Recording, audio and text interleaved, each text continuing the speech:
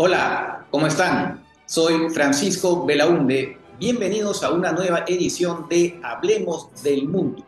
Y vamos a dedicarla, como no, a lo que viene en Venezuela tras la juramentación de Nicolás Maduro, que no pudo ser impedida por la oposición.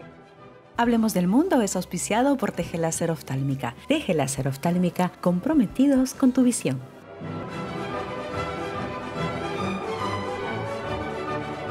Les decía entonces que el señor Maduro, que por supuesto presidente absolutamente ilegítimo, sin embargo juró como tal ante el Congreso de su país. Y el tema es, bueno, ¿qué viene ahora? Bueno, evidentemente para empezar, esto implica una derrota para la oposición, lamentablemente. Digamos que el régimen le ha ganado un nuevo round a la oposición. Y claro, de alguna manera se puede decir, sí, pues la represión ganó, porque evidentemente el régimen de Maduro y sus cómplices tienen una fuerza represiva muy importante. Las Fuerzas Armadas están básicamente controladas, en particular la cúpula. Ustedes saben que es una cosa increíble, ¿eh? Pero hay alrededor de 2.100 generales en las Fuerzas Armadas de Venezuela. Si ustedes comparan con Estados Unidos, que tiene un ejército mucho mayor, tiene 800 generales. Entonces, bueno, ya con eso, pues, es una manera de seguir comprando a los militares. Pero no solamente es eso. Por supuesto, se ha hablado mucho de los colectivos, ¿no? Que son estos grupos que no es que estén adscritos a ninguna fuerza militar o policial. Son grupos creados por el régimen, representan alrededor de 20.000, según los especialistas. Son grupos que además reciben armas del gobierno, pero que actúan un poco también por su lado, ¿no? Tienen negocios al costado, se dice incluso que así como ayudan al régimen a reprimir fuertemente, también tienen algún tipo de actividades delictivas por otro lado. Se dedican, por ejemplo, a la extorsión, se les acusa de tener vínculos con el Tren de Aragua, pero eso sí, reciben aparentemente una buena instrucción ideológica militar por parte de instructores cubanos, iraníes. Pero además hay otro grupo que son milicias que ahí sí fueron creadas oficialmente por el régimen, adscritas a los militares, que también participan de la represión y que incluso pueden develar insurrecciones militares que puedan haber, tanto como los colectivos, evidentemente. Es decir, hay un aparato, buena parte del tiempo, de la energía del régimen es, por supuesto, mantener su supervivencia a través de la represión. Y eso ha hecho, ese aparato represivo, ha hecho que no hubiera habido tanta gente en las manifestaciones, en todo caso lo suficiente como para crear una masa crítica que pudiera de alguna manera llevar a una especie de momento en que incluso la policía de base, los militares de base pudieran volteársele al régimen, ¿no? Que es un poco lo que es un poco el manual a veces para tumbarse regímenes autoritarios, donde la masa de manifestantes logra que los militares de base, la policía de base, se sumen a ellos. Eso lamentablemente no se pudo dar porque, claro, no habían suficientes manifestantes justamente por el miedo a la represión. En todo caso, el régimen esta vez sí ya quedó totalmente desnudo, ¿no? Esa digamos, pantomima democrática por la cual pretendía vestirse, pues ha quedado totalmente de lado. Es un régimen que se mantiene por el fraude y la represión. Por otro lado, también es un régimen que está más aislado que nunca, ¿no? Han asistido a esta falsa juramentación de Maduro con las justas del presidente de Cuba, Díaz-Canel, y se apareció por ahí de pronto el presidente de Nicaragua, también el otro dictador, Daniel Ortega.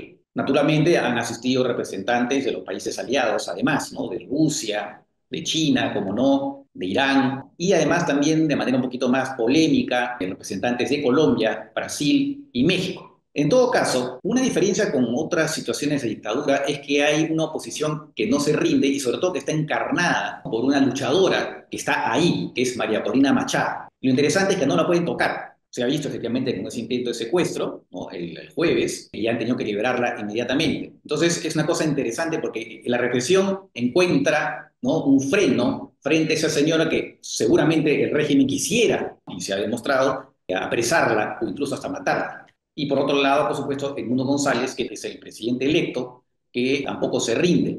Entonces, esa es una cosa, una figura interesante que hace distinta esta situación respecto de otras dictaduras.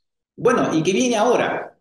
Muchos hablan de una nueva ola migratoria, ¿no? Posiblemente sea bastante menor que la que se ha dado hasta en los últimos años. Algunos hablan de 1 millón, algunos un poquito menos, otros hablan de más, pero eso podría dar efectivamente de mucha gente decepcionada y prefieren irse a otros países. Y obviamente con los riesgos de que esos los problemas que se generan por la migración, lo estamos viendo todos los días en toda la región. Otros también hablan por ahí, ¿no? Algunos presidentes han dicho, oiga, pero el régimen tiene que restablecer el diálogo con la oposición. ¿Pero diálogo para qué? ¿No? Ya se ha visto que todos los diálogos que se han mantenido, incluidos para la elección que se realizó el 28 de julio, han sido un engañamuchachos. Así que esa vía, pues no parece que tuviera mucha pertinencia, ¿no? Y que no sirve para mucho. Ahora, por otro lado, por supuesto, posiblemente las sanciones se van a agravar. Ya a nivel europeo se han dado algunas sanciones individuales contra gente del régimen. Estados Unidos también, vamos a ver qué es lo que sucede a partir del 20 de enero, cuando asume el nuevo presidente. Hay versiones según las cuales podría haber una especie de canje, digamos, se liberan las sanciones a cambio que Venezuela acepte a los migrantes expulsados, ¿no? Se está especulando sobre ese tipo de solución. La otra opción, por supuesto, es la intervención militar, de la que se habla hace mucho tiempo, ¿no? La, digamos, puesto nuevamente sobre la mesa el expresidente de Colombia, Álvaro Uribe. Y él dice que se podría dar esa intervención, claro, preferiblemente, dice él, con la autorización de Naciones Unidas. Normalmente los ataques militares están prohibidos, pero sí están autorizados en algunos casos por la Carta de Naciones Unidas. ¿Y quién autoriza esto? Es el Consejo de Seguridad. Ustedes saben que en Naciones Unidas hay uno de los órganos que es la Asamblea General de Naciones Unidas. En esa asamblea cada país es un voto, pero las resoluciones de esa entidad pues no son obligatorias, en la gran mayoría de los casos. Las que sí son obligatorias son del Consejo de Seguridad.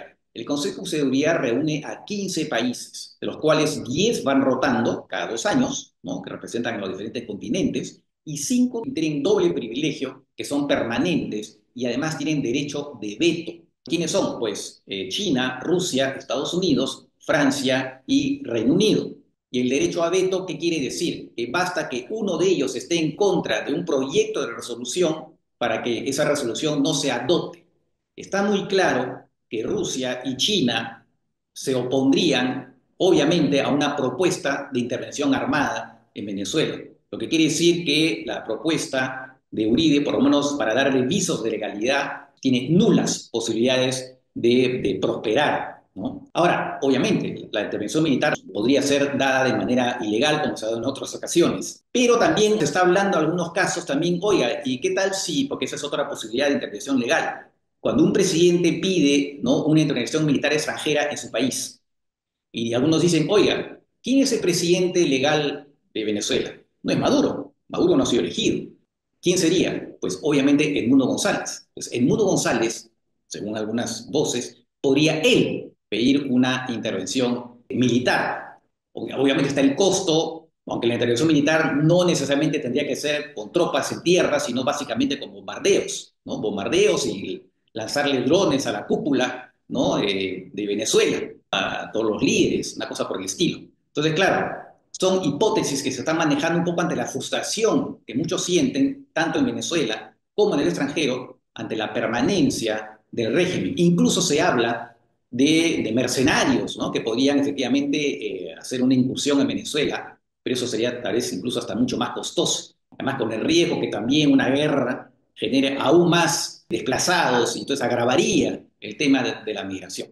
Entonces, son vías sumamente, digamos, complejas que se puedan realmente concretar.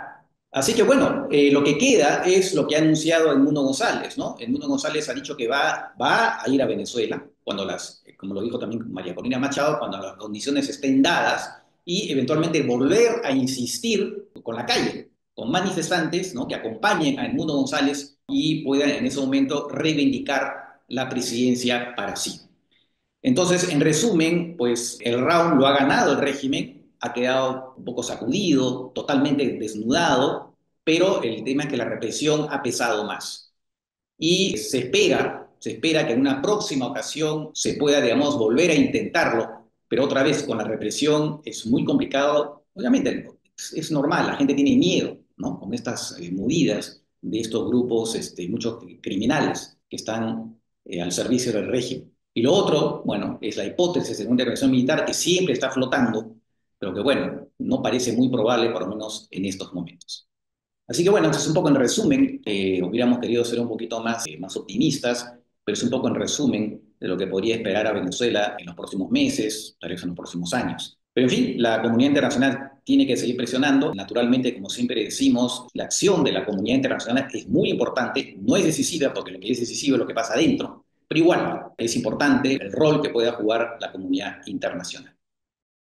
Así que con esto llegamos al final de esta edición. Que estén bien, cuídense y nos vemos en la próxima. Chau, chau.